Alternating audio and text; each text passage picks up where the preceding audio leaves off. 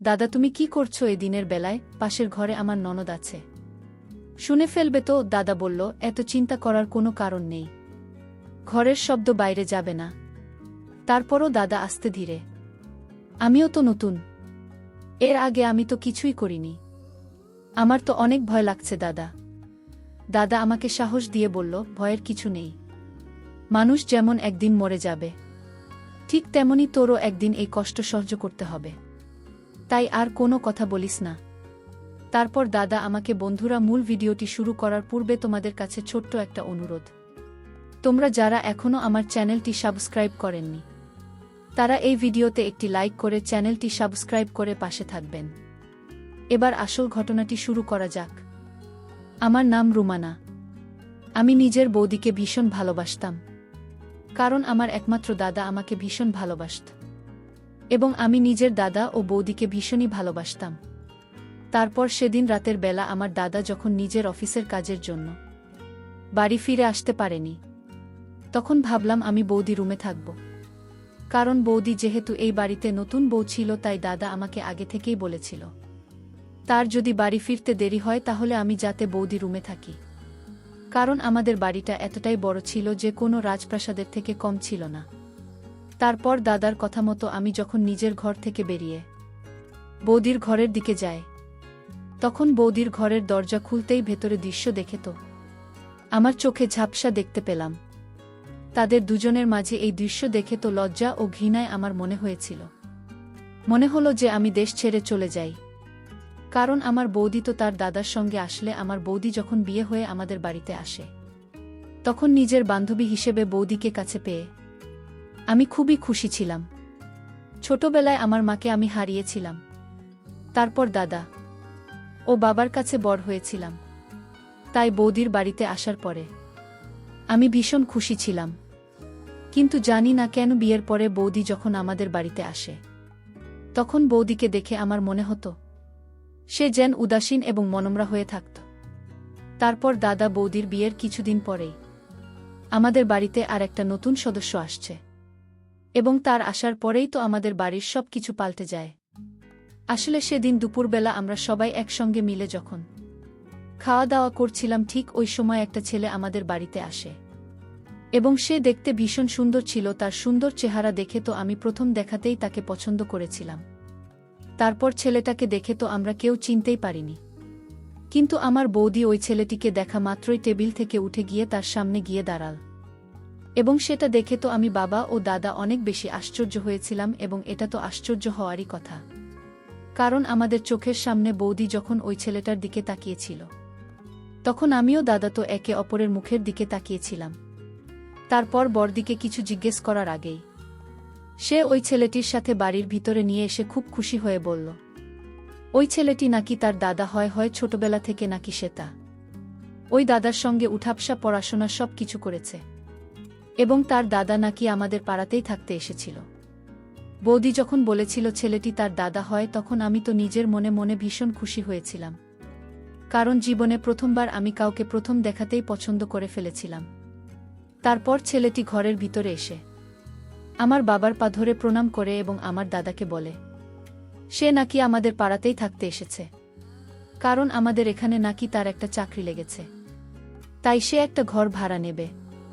তখন আমার বাবা ও দাদার কিছু বলার আগেই তো আমার বৌদি অনেক বেশি খুশি হয়েছিল। আমার দাদাকে বলছি, শোনো না, আমার দাদা আমাদের বাড়িতে তো থাকতে পারে, আর তার অন্য বাড়িতে ভাড়া থাকার কি আছে, কারণ আমাদের তো এত বড় বাড়ি আছে, যে কোনো একটা ঘরে তো দাদা থাকতেই পারে। বৌদির কথা শুনে দাদাও তখন ওই ছেলেটিকে বলেছিল, শালাবাবু, তোমার অন্য বাড়িতে ভাড়া থাকার কি আছে, তোমার বোন তো ঠিক কথাই বলেছে, আমাদের এত বড় বাড়ি আছে, তুমি আমাদের বাড়িতে তো থাকতে পারো। তখন আমার বৌদির দূর সম্পর্কের রাখিস দাদা বলল, জামাইবাবু, আমার এই বাড়িতে থাকলে হবে না, এই বাড়িতে বেশি দিন থাকলে আমার তো নিজেকে লজ্জা লাগবে, তাই আমি আপনাদের পাড়াতেই কোনো একটা আশপাশের বাড়িতে ভাড়া থাকব, তাহলে আমার এটা মনে হবে না যে আমি এখানে একা আছি, তোমাদের পাশে থাকলে আমার একা মনে হবে না, এবং যখন আমি ফ্রি থাকব তখন তোমাদের সঙ্গে সময় কাটাতে পারব। যেদিন থেকে আমার বৌদি দাদা আমাদের বাড়িতে এসেছিল, সেদিন থেকে কিন্তু আমি বহুদিন একটা জিনিস লক্ষ্য করেছিলাম যে বৌদির দাদা আসার পর থেকে বৌদি কিন্তু ভীষণ খুশি ছিল এবং বৌদির মুখে হাসিটা কিন্তু বিয়ের পরে আমি কোনোদিন দেখতে পাইনি। জানি না কেন, সে তো সবসময় মনমরা উদাসীন হয়ে থাকত। এদিকে বৌদি দাদা আমাদের পাশের একটা বাড়িতে ভাড়া থাকতে শুরু করেছিল এবং সে প্রত্যেক দিন আমাদের বাড়িতে আসত। বৌদির দাদা যখনই আমাদের বাড়িতে আসত তখনই তাকে দেখামাত্রই আমি কিন্তু লজ্জায় লাল হয়ে যেতাম। তাকে দেখে আমি ভীষণ হয়ে পড়তাম। এভাবে যখন প্রত্যেক দিন আমার বৌদির দাদা আমাদের বাড়িতে আসত বৌদির সঙ্গে দেখা করতে, তখন আমিও সুযোগ বুঝে বৌদির ওই তরুণ দাদার সঙ্গে কথা বলার বাহানা খুঁজতাম। এভাবে 10-15 দিন কেটে যাওয়ার পরে কিন্তু বৌদির দূর সম্পর্কের দাদার সঙ্গে আমার একটা খুব ভালো বন্ধুত্বের সম্পর্ক তৈরি হয়।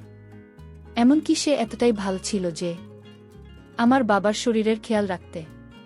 এমনকি ধীরে ধীরে বৌদির ওই দূর সম্পর্কের দাদা আমাদের এতটাই কাছের লোক হয়ে উঠেছে, তার সঙ্গে আমরা বাড়ির সমস্ত ব্যাপারে আলোচনা করতাম। এমনকি বাড়ির কোনো জরুরি কাজকর্ম থাকলে আমার দাদার সময় না পেলে আমার বৌদির সেই দূর সম্পর্কের দাদা বাড়ির কাজও করে দিত।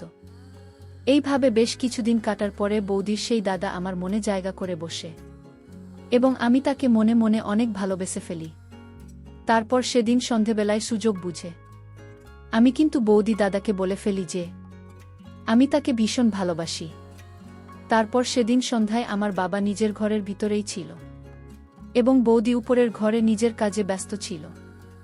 ওই সময় আমি ও বৌদি দাদা নিচের ঘরে একা ছিলাম এবং আমার দাদা তো নিজের অফিসের কাজে ব্যস্ত ছিল। আমার দাদা কিন্তু তখনও বাড়ি ফিরে আসেনি। তারপর সুযোগ বুঝে আমি যখন বৌদির দাদাকে নিজের মনের কথা বলে ফেলি তখন সে অনেক খুশি হয়ে আমাকে বলল, রুমানা, আজ তুমি আমার মনের কথা বলে ফেলেছ। আসলে প্রথম দেখাতেই আমিও তোমাকে পছন্দ করেছিলাম, কিন্তু আমি সাহস করে এতদিন ধরে তোমাকে কিছু বলতে পারিনি যে আমিও তোমাকে ভীষণ ভালোবাসি এবং তোমাকে বিয়ে করতে চাই। তারপর আমি ও বৌদি দাদা নিজের আবেগ ধরে রাখতে না পেরে আমরা অনেক বেশি কিছু করে ফেলি। জানি না সেদিন আমার বাবা ও দাদার কথা ভুলে গিয়ে কিভাবে বিয়ের আগে আমি এত বড় ভুল কাজ করতে পেরেছিলাম যে এই ভুলের শাস্তি আমাকে আজও পেতে হচ্ছে।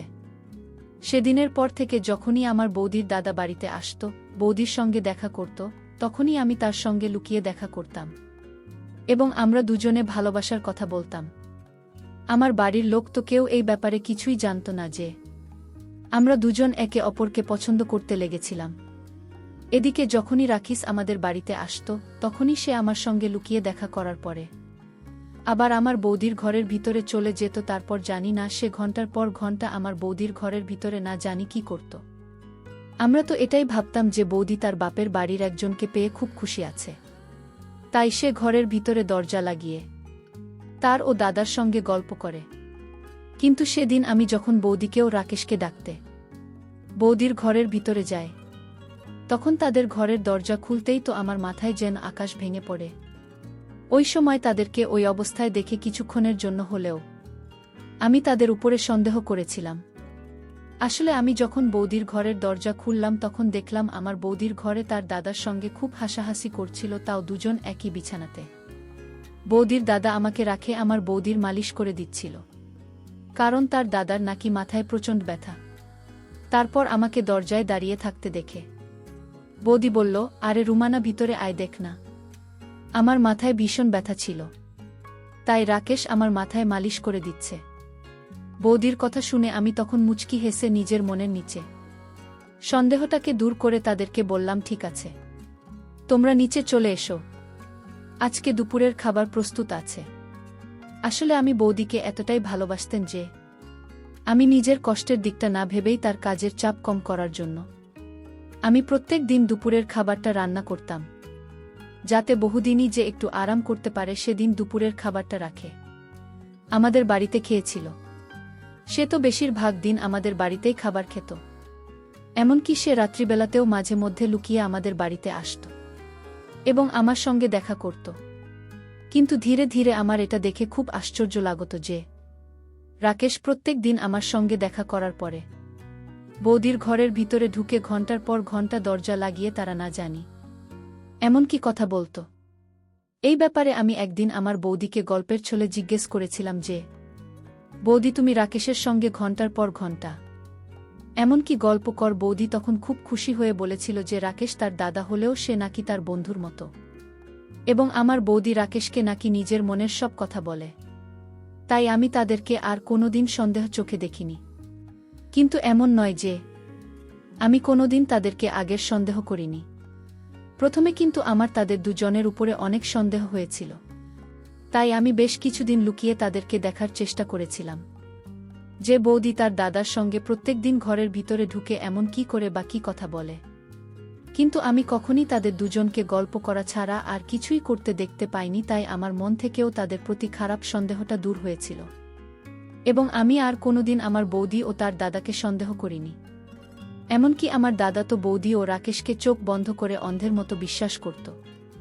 কিন্তু আমরা কোনোদিন ভাবতেও পারিনি যে আমার দাদার এই বিশ্বাসটা ভেঙে একদিন চুরমার হবে। তারপর বৌদির বিয়ে হতে 2 মাস হয়ে যাওয়ার পরে একদিন বৌদি বলল সে নাকি মা হতে চলেছে, এবং এই খোসা মোটা শুনে আমি দাদা ও বাবা ভীষণ খুশি হয়েছিলাম। কিন্তু আমার বৌদির কথা শুনে তো আমাদের চোখ দুইটা কপালে উঠে গিয়েছিল, কারণ বৌদি বলেছিল সে নাকি এই মুহূর্তে মা হতে চায় না, তাই সে ওই বাচ্চাটাকে নাকি নষ্ট করে দেবে। কিন্তু আমার দাদা আমি যখন অনেক বেশি অনুরোধ করেছিলাম তখন আমাদের অনুরোধে বৌদি বাধ্য হয়েছিল এই বাচ্চাটাকে বাঁচিয়ে রাখতে। আসলে দাদা যখন তাকে এই বাচ্চাটাকে না বাঁচানোর কারণ জিজ্ঞেস করেছিল তখন বৌদি ভয়ে সত্যি কথাটা বলতে পারেনি। তাই বাধ্য হয়ে মা হওয়ার সিদ্ধান্তটা বৌদিকে বাতিল করতে হয়েছিল। এদিকে রাকেশের সঙ্গে আমার ভালোবাসার সম্পর্ক যখন আরও অনেক বেশি গভীর হয়ে যায়, তখন কিন্তু আমি বাবাকে বলেছিলাম যাতে বাবা রাকেশের সঙ্গে আমার বিয়ের ব্যাপারে কথা বলে। তারপর বাবা যখন জানতে পেরেছিল আমিও রাকেশ একে অপরকে ভালোবাসে এবং আমরা বিয়ে করতে চাই, তখন বাবা কিন্তু কোনোরকম বাধা বিপত্তি জানায়নি, কারণ বাবা নিজে রাকেশকে খুব পছন্দ করত।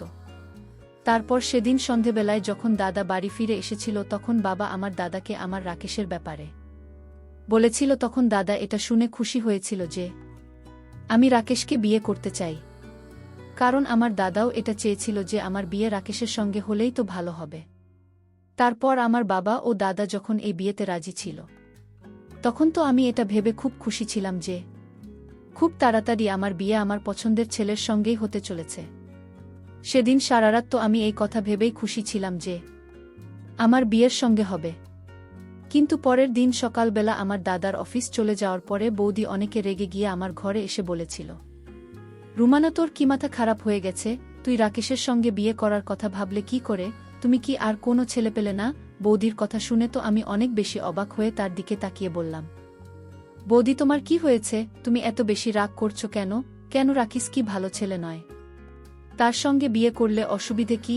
বৌদি তখন আমাকে যা বলেছিল সেটা শুনে তো আমার পায়ের তলা থেকে যেন মাটি সরে গিয়েছিল। কারণ বৌদি বলেছিল রাকেশের নাকি একটা অন্য মেয়ের সঙ্গে প্রেম রয়েছে, বৌদির মুখ থেকে রাখে।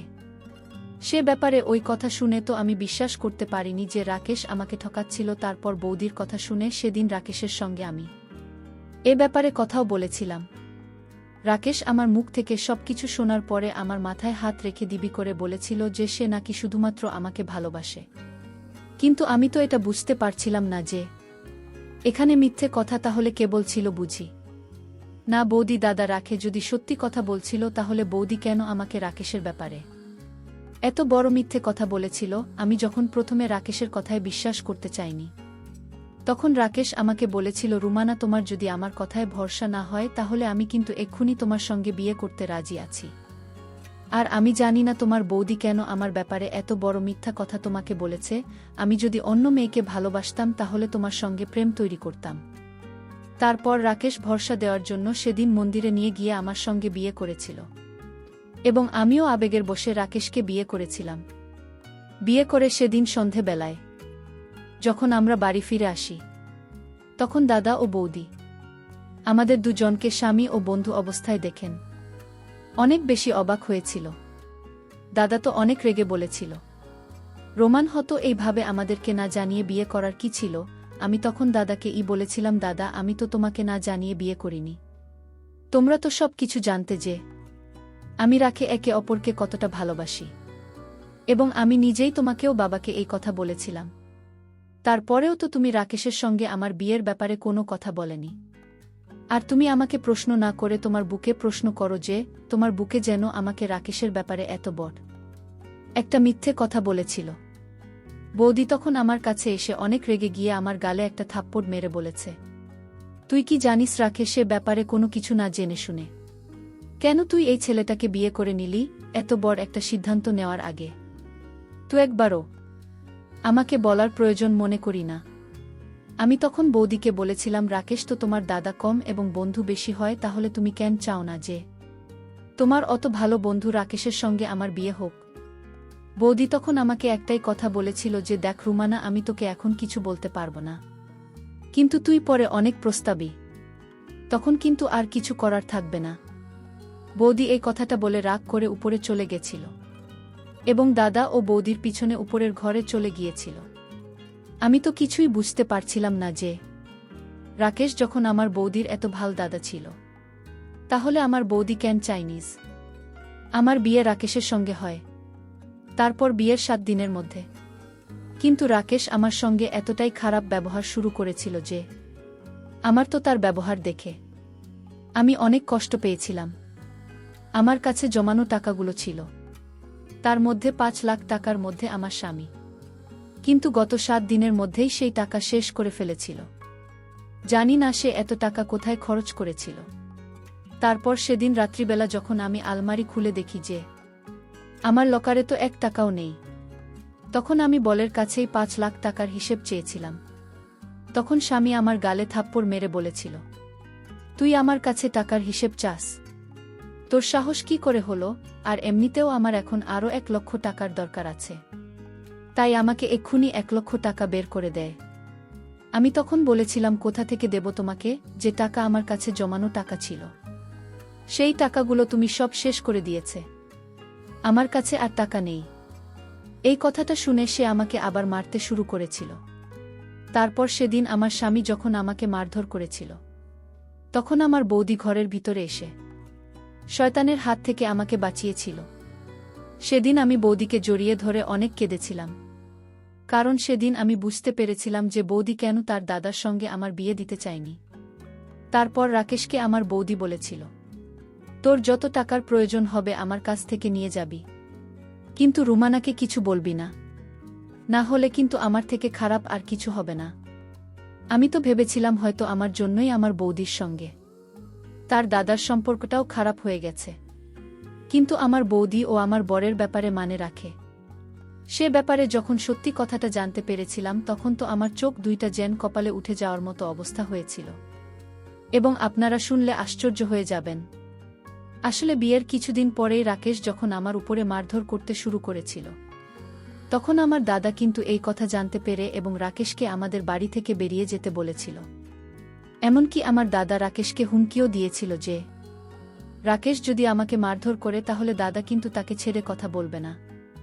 তখন রাখে আমার দাদাকে বলেছিল, শোনো শালাবাবু, রুমানার সঙ্গে কিন্তু আমার বিয়ে হয়েছে, রুমানা আমার বউ, তাই আমাদের মাঝখানে তোমাদের আসার কোনো দরকার নেই। সেদিন কিন্তু আমার দাদা অনেকে রেগে গিয়ে আমার স্বামীকে ধাক্কা মেরে বাড়ি থেকে বের করে দেওয়ার চেষ্টা করেছিল, কিন্তু আমার স্বামী এতটাই নির্লজ্জ ছিল যে সে ওই মুহূর্তে আমার দাদাকেও আঙুল দেখিয়ে বলেছিল যে এই বাড়ি থেকে আমি একা যাব না, তো আমি বাড়ি থেকে বেরিয়ে গেলে আমার বুকেও সঙ্গে করে নিয়ে যাব এবং তাকে আমার সঙ্গে করে নিয়ে যাওয়ার পুরো অধিকার আছে। আর রুমানা যদি আমার সঙ্গে না যায় তাহলে আমিও কিন্তু এই বাড়ি ছেড়ে কোথাও যাব না। সেদিন আমি বুঝে গিয়েছিলাম যে ওই শয়তানকে বিয়ে করে তো আমি নিজের জীবনটাকে শেষ করে দিয়েছি, কিন্তু আমি যদি দাদার বাড়িতে থাকি তাহলে সে তাদেরকে শান্তিতে থাকতে দেবেন না।